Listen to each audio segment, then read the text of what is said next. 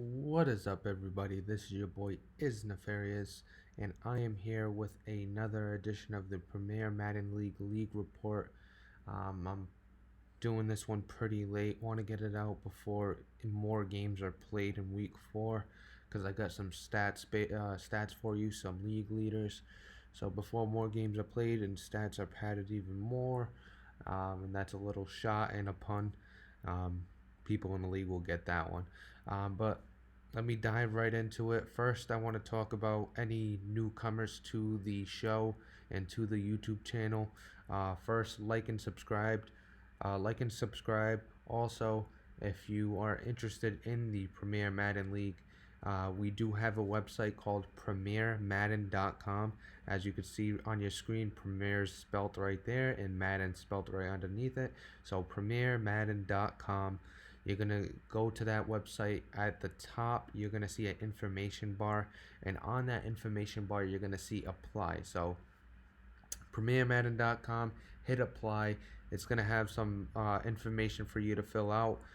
Then it's going to send an email straight to the commissioner of the league, and then the commissioner of the league is going to reach out to you on a potential tournament tryout, or maybe even join our PMLB league, a little draft league that we do for fun.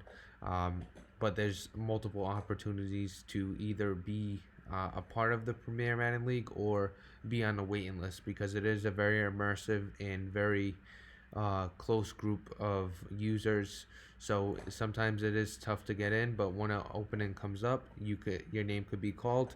And if you if you show out and show that you could be a good member, you might get the nod ahead of some members that we have on in the league already. But go ahead and apply on that website, premiermadden.com, and let's dive right into the slideshow. So first, we're going to talk about our game of the week. For anybody that's new to the channel, we do a game of the week and then we go around the league. Our game of the week this year is this week is the Minnesota Vikings versus the Detroit Lions. Two very good users. The Detroit Lions is actually a new user this season, and so far he is 3-0. Coming into week 4, and our Vikings user is 2-1 after a tough loss to the Carolina Panthers, a very surprising loss. So it's going to be a good matchup. Hopefully the Vikings could bounce back, and we'll see if the Lions can hang with one of the better users in the league. So let's jump right into the highlights so we could see exactly how this game turned out. So as you can see here, we're at Ford Field. So we're in Detroit. The Detroit Lions is hosting the Minnesota Vikings. We're gonna jump into the first quarter. As you can see, we're just over 2 minutes in. We're gonna run a little play action here, and he's gonna try to throw it over the middle, and it's intercepted by the Detroit Lions, but it looks like it's taken back off a pass interference call. The music is pretty loud right now. I forgot to edit the music part of this, so I'm gonna have to talk over it. But you got Minnesota Vikings get another chance, and they're gonna throw a pick anyway. It's a 3-0 score here in the second quarter, and another interception. Well, the first one was called back. So 3-0. Here comes the Detroit Lions late in the second quarter, halfway through, about trying to make something happen. You got Matthew Stafford in the backfield. He's gonna call a hot route out to one of his wide receivers, and then he hits TJ Hawkinson over the middle, does a little dance before he goes into the end zone, giving the Detroit Lions a 7-3 lead. And as you can see, you got the Minnesota Vikings later in the second quarter in the red zone, looking to make something happen, dropping back, and he's going to throw another interception. A bad read there, setting up the Detroit Lions at the 20. They're going to march downfield. They're going to be in the red zone here. Second quarter, under 30 seconds to go. Here comes Matthew Stafford in the pocket. He's motioning guys around. Well, not motioning, but calling hot routes, setting audibles. He's trying to make a play out of nothing, maybe. But we're going to take a look at what he does here. He calls an inside zone, and it's ran up the middle. But they actually get into the end zone, and they show the touchdown there. But he gets in 14-3 here, late in the second quarter, towards the end, and he's going to toss it up. and it's caught by Stephon Diggs, setting him up on great field position. They could at least get a field goal here in the 14-3 game. And as you can see, Kirk Cousins calling some audibles, making some hot routes. He's going to drop back in the pocket. He's going to look to get the ball over at the sideline, and he hits Stephon Diggs again, and Stephon Diggs is right into the end zone. 14-10 now. A good little play at the end of the quarter there. That's a big score when you're down 14-3. You don't want to go into half like that. So getting that score, making it 14-10 going into the half, it gives you a little confidence that you can get back into this. So 14-10 here in the third quarter, and the Detroit Lions punch it in from short field, making it a 21-10 game. As you can see here, the Minnesota Vikings are on the Detroit Lions side of the field. They're going to hit Stephon Diggs with a little slant, and Stephon Diggs is all the way into the end zone, making the score 21-16.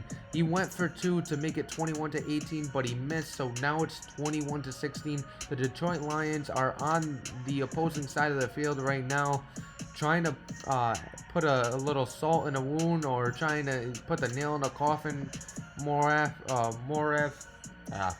Sorry, don't forget that. Trying to put the nail in the coffin, but he's unable to. Fumbles the ball, so Minnesota gets the ball, and they're gonna fumble it right away, giving the Detroit Lions the ball in good field position. So it's 21-16 after that fumble, and the Detroit Lions get a field goal. So 24-16. Here comes the Minnesota Vikings looking to make something happen. This might be their last opportunity. He tosses it up the middle, and it's intercepted by the Detroit Lions. And the Detroit Lions have it in 3rd and 2 right now. If they get this first down, they could ice it out. Let's take a look at what happens.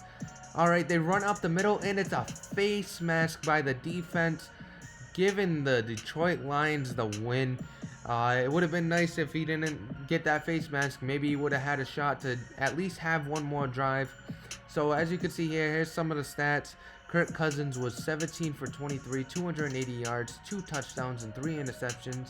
You have Matthew Stafford, who was 13 for 21, 282 yards, and a touchdown. Then you got Ty Johnson, the newcomer, after the injury to Kerryon Johnson. He had 24 carries for 86 yards and 2 touchdowns. TJ Hawkinson, you saw his 1 touchdown. He had 5 receptions for 103 yards. A.J. Dillon had 16 carries for 50 yards, and then Stephon Diggs had 2 receptions for 66 yards and 2 TDs. So a really good game of the week. The Lions got out to an early lead and never really gave it up, but the Vikings didn't go down without a fight. A very good matchup against very good users. Hopefully, later in the season, they're a game of the week again, and maybe we could run this one back. But that's gonna pretty much do it for the game of the week. Let's jump right back into the slideshow, and as you can see here, we're gonna go around the league. So we got some scores here.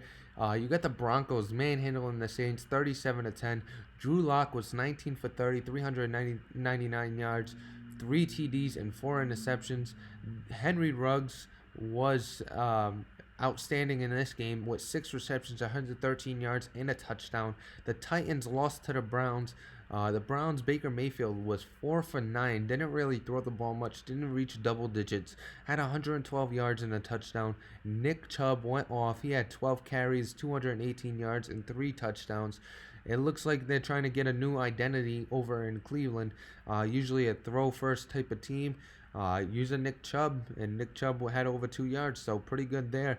You take a look at the Colts. They beat the Steelers 35-17. Jacoby Brissett was 21 for 33 with 279 yards, 4 touchdowns, and 3 interceptions.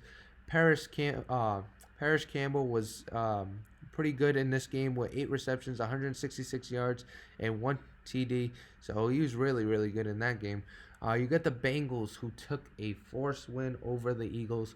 Don't really agree with the way it happened. Polar kinda, tried to set a standard when it comes to scheduling games. Eagles ran into a little snag. Bengals didn't really give them a break. I would have played the game if I was the Bengals, but I understand with the whole situation from last season in scheduling a game and getting played with the scheduling when it came to a playoff scenario type of game where the winner would get into the playoffs as the NFC North division winner. So I get what he's doing there, but I don't 100% agree with it. But he gets the win, 21-14. Don't really have to talk about it. It's a forced win. You got the Bills and the Cardinals. The Bills um, putting salt in a wound, definitely overdoing it a little bit. 62-17. Kyle Allen was 16 for 20, 274 yards and 7 touchdowns. Then we had Marquise Goodwin, who had 4 receptions, 102 yards and 2 touchdowns. And then we had the Cowboys, who had a forced win over the Buccaneers. Not really a Buccaneers' fault. All the Cowboys. The Buccaneers are away on business, so he can't play his game. So the Cowboys just took the forced win there instead of playing the computer, which can be tough here and there. You never know what you're going to get from the computer. They can make any quarterback look like Tom Brady, so that's kind of what you got to watch out for. You got the Jets beating the Dolphins. The Jets finally running into a strong opponent, and they showed out that they could, put up numbers and also win a game against a good opponent. So Sam Darnold was 18 for 25, 269 yards, 2 touchdowns, and 2 interceptions. Then you had Robbie Anderson, who had 5 receptions, 113 yards, and a touchdown. We had the Falcons losing to the Bears, pretty much the same thing as the Colts losing to the Bears. It was a rematch of the playoffs. This was the NFC Championship game, and it was pretty much history repeating itself, just like the Super Bowl. The Bears pretty much, manhandled. Didn't really have to play his game. He kind of glided right through it. Mitch Trubisky was 22 of 23, 315 yards and 1 touchdown. And then you had Allen Robinson, who had 6 receptions, 87 yards, and a touchdown. So a good game from him. The Giants beat the Redskins 31-10. Don't know how close that game was. Didn't watch it. By the score, it's a 3-score game. Who knows if that was late in the fourth quarter where he took off.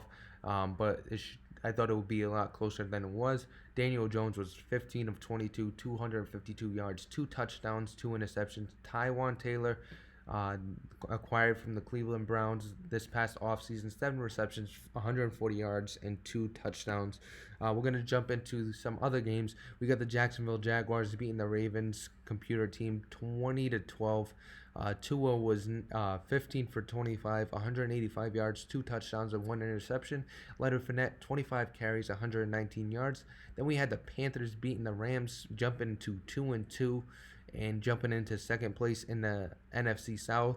Cam Newton was 18 of 24, 299 yards, 4 touchdowns, and 1 interception. DJ Moore had 3 receptions, 37 yards, and 2 touchdowns. The Patriots beat the Raiders in a close one.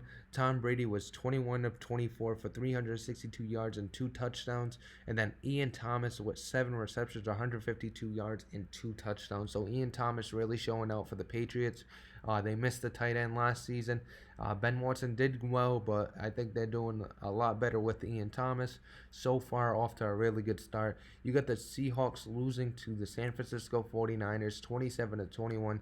Jimmy Garoppolo was 11 for 15, 126 yards, 1 touchdown, and 2 interceptions. And Matt Breida had 16 carries for 111 yards and 1 touchdown. So a really good game from Matt Breida. He's a back that you could look.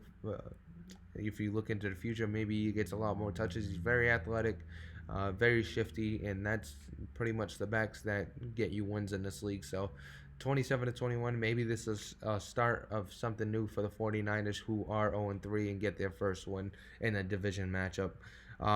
As you can see, there's a few empty slots, but we usually have 2 more games. We got a few teams on bye: the Houston Texans, the Kansas City Chiefs, the Los Angeles Chargers, and I'm forgetting the other team. When we go into power rankings, we'll see the other team. But let's jump into the PML injury report. So we got a few new names after this past week.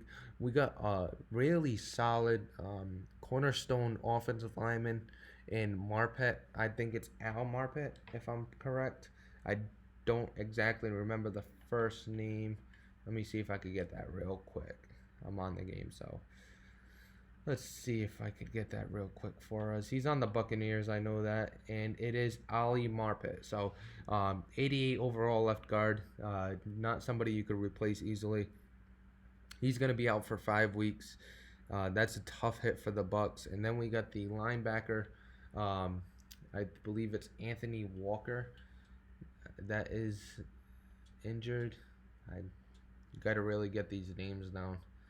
Should put a full name. Maybe it'll make my life easier.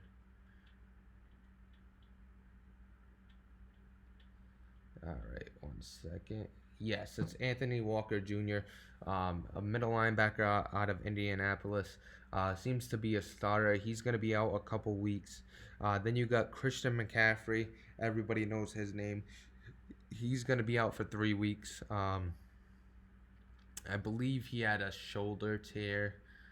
Let's see what kind of injury. Yeah, he had a shoulder tear. He's going to be out for 3 weeks for the Carolina Panthers, and that's a big hit because that's pretty much where they get their offense. See, they run through Christian McCaffrey. Maybe it's a good thing. Maybe it's a blessing in disguise.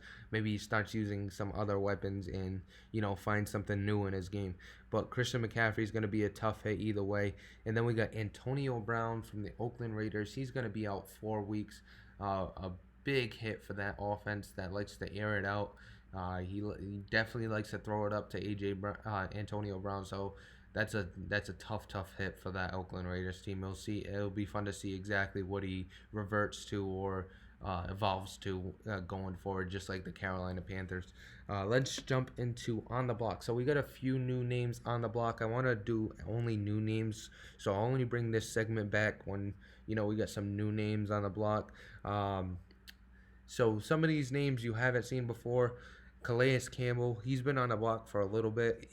I was just reminded today when he reposted Calais Campbell.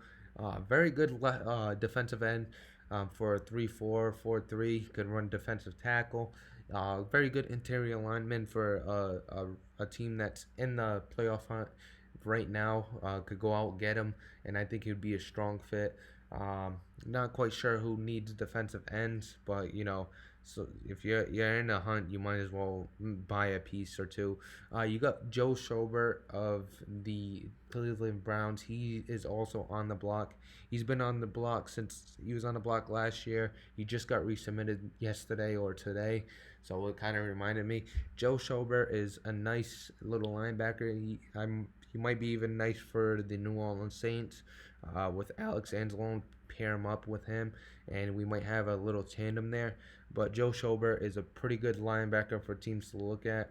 I know there's plenty of people that could use athletic linebackers. The New York Giants were looking for one this past offseason. I don't know if he found one, but he could be one that wants to take a flyer on Joe Schobert if he's not, if he doesn't cost that much. Then we got another linebacker, Zach Cunningham, a really young linebacker. He's not as athletic as Joe Schobert, but he still can move pretty well. He's more of a downhill type of linebacker, 6'4", a big body. Not quite sure who exactly would need that. It's a different type of league. I don't know how appealing Zach Cunningham is around the league. I think people will go for Joe Schobert before they go for Zach Cunningham, but he's also on the block. Then you got B.J. Hill from the New York Giants, a defensive end, pass rushing defensive end, looking for a new home. Same thing as Calais Campbell. I mean, if you want somebody, you're gonna go after Calais Campbell. But B.J. Hill is young. He's 24 years old, so that's the bright side on him. He still has development time and things like that. So I don't know who would want to take a flyer, maybe a late round pick for B.J. Hill, because I don't believe he's a high overall as well. He's like mid 70s to 75 to 78, somewhere around there. Then we got Josh Rosen, a surprise PML top 50 player. He is on the block mainly because of the draft choice in Khalil Tate from the Miami Dolphins, and they like to run a lot of motion, a lot of misdirection, and with that, he likes that pistol, that shotgun, read option, stuff like that. So Khalil Tate's more of an athletic guy, and so far he's been performing well, even though that offense has struggled. Not quite sure if Josh Rosen started the first game and they struggled. Then it's been Khalil Tate ever since, and they still struggled. So take it with a grain of salt, I guess. You don't know which quarterback's going to be the better option, but right now, the Miami Dolphins and Cookie Boy believes that Josh Rosen is not the better option, and he's going to go with Khalil Tate because it fits his scheme better. So Josh Rosen's on the block. There's I don't know who would need a quarterback right away. Um, Not one person off the top of my head because Josh Rosen's not a high overall quarterback as well. He's like believe he's 78, 77, or somewhere around there. So he's not as appealing. He's still young. Maybe somebody would want to take him and build him a little bit. Not quite sure who. But Josh Rosen's out there for anybody that needs one. Then we're going to jump into the power rankings. That's going to do it for On the Block. Here we got the power rankings from week 3. So you take a look here. Actually, this is the power rankings for week 4. So this is week 3 going into week 4. You take a look at some of these power rankings. A lot of movement. You had a lot of movement in the top 10. You had a lot of movement in the bottom, 15. I did mess up. I want to say that we got the Chargers at 0-3. The Chargers are actually 1-2. So big mess up there. Q pointed it out in chat. Must have not been paying attention. But Chargers are 1-2, not 0-3. So you take a look at these power rankings, and now we're going to jump into the new power rankings. So we don't got as much movement here. We got the Redskins dropping one spot after losing to the New York Giants in pretty demanding fashion, 31-10. The Buffalo Bills are on a roll. They're going to move up one spot to number 3. At 4-0, you really got to respect that. The Dallas Cowboys stick at 5. Nobody else really moved. The New York Jets did move up after the Minnesota Vikings lost to the Detroit Lions. The Jets are rolling just like the Bills, so that AFC East is really rolling at this time. Then you got the New England Patriots jumping up one spot after winning their last game, moving to 3-1, and then the Denver Broncos also jumped up one spot after getting a win. The Atlanta Falcons and Miami Dolphins both dropped one. The Miami Dolphins actually, I don't think dropped any. We could actually go back. Yeah, they didn't drop any. I don't know why I have the arrow there. They're standing at 14, but the Atlanta Falcons did drop a couple slots. Then we got the Carolina Panthers jumping ahead of the New Orleans Saints after another win and another Saints loss. And then you got the Cleveland Browns also jumping over the Oakland Raiders and New Orleans Saints after another win. They're 2-2. The Panthers are 2-2. Saints and Oakland Raiders both dropped to 1-3. And as you can see here, I got the correct record for the Los Angeles Chargers at 1-2. Let's jump into the league leaders. So we got the yards per carry leaders. We got Nick Chubb at 8.6 at number 1. We got Melvin Gordon at 8 yards per carry at 2. You got Ito Smith at 7.9 at 3. Then you got Jonathan Taylor at 7.5, and then Leonard Fournette tied with Jonathan Taylor at 7.5. This is based on, at this time. There's been a couple games played, like Jonathan Taylor played a game, so these stats are a little biased towards the extra game played for a couple people. But this is actually when I did it, so we're gonna have to roll with this. It's gonna change throughout the season, so it really doesn't matter. Let's take a look at the rushing yards. So we got Ito Smith at first with 632. Then we got Leonard Fournette following him at 550. Then we got Jonathan Taylor, the rookie, at 536 and the number 3 slot. Then we got Melvin Gordon at the 4th slot with 529, and then we got Matt Breida at 466 at the 5th slot. So maybe he's gonna come out and maybe he's the next guy to get a dev story. He seems to be having a good season so far, even though the San Francisco 49ers are not.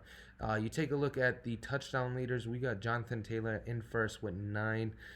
Then we got Saquon Barkley with 6, tied for second with Matt Breida.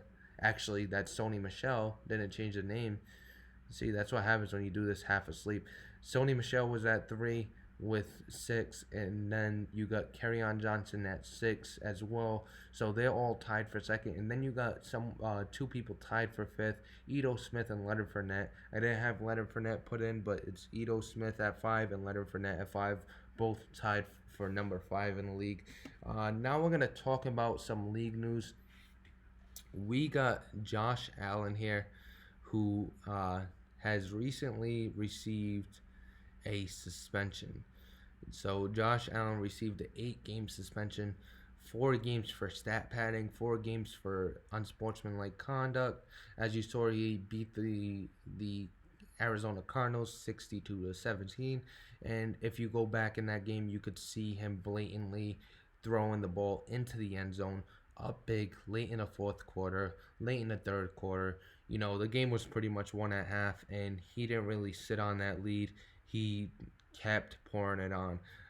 Don't know if this was for a development trait, hoping for a development trait for Josh Allen, or what exactly it was, but he definitely, it was, I want to say it was definitely on purpose. Like, he knew what he was doing. He knew exactly what was going on, and I think he was willing to take the punishment, or maybe he just forgot about the punishment. But I think the 8 games is a good suspension. It really needs to show guys, needs to deliver 2 messages. One, that we're not gonna really accept the stat padding and the unsportsmanlike stuff. If you win, you win. You don't have to pour it on. Well, this ain't things like that. We're all we're like a PML family. We don't need any bad blood. And two, it's for guys like the user that got blown out. Showing them that the league's not just gonna sit back and let it happen, and not really do anything about it. So we want to deliver 2 messages there. One, don't do it if you're one of those users that can do it, and two, if you're one of the users on the receiving end, we're gonna have you back, and we don't believe in that stuff here. We like to keep it, you know, um, how you say, I'm losing a word. I'm losing a word. I'm half asleep right now. We like to keep it well mannered, I guess. I can't really figure out the word right now because I'm half asleep. But that's pretty much going to do it, I believe. I don't think I got anything else for the league report. This is actually a pretty long one. I thought it was going to be a little shorter without the PML top 50, but I hope you all enjoyed. I'm sorry about the. Sorry about being half asleep, and I'm also sorry about the lack of energy. But I'm gonna keep this league report rolling, and hopefully you guys continue watching. I'm Iz Nefarious, and I'm out of here.